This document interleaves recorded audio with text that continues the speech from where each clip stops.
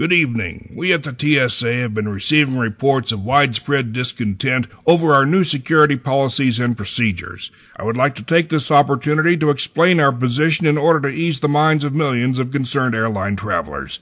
An increasing number of airports are using whole-body imagers, or whoobies as we like to call them, to detect potential hidden weapons, explosives, or other dangerous contraband, such as bottled water.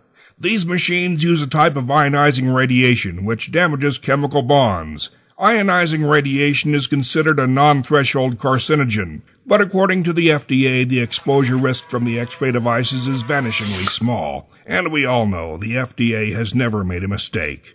While it is true that the devices produce essentially nude pictures, the screeners who examine the images are trained professionals, like your doctor. In fact, when the government's healthcare reform takes effect, your doctor may just find it more profitable to be a TSA screener.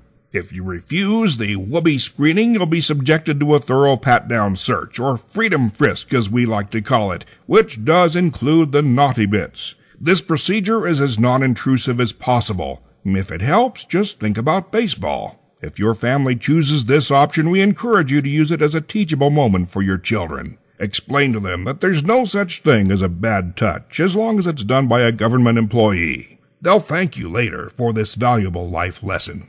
If you refuse both security measures and leave the premises, you may be arrested and fined up to $11,000. Why? Because we can.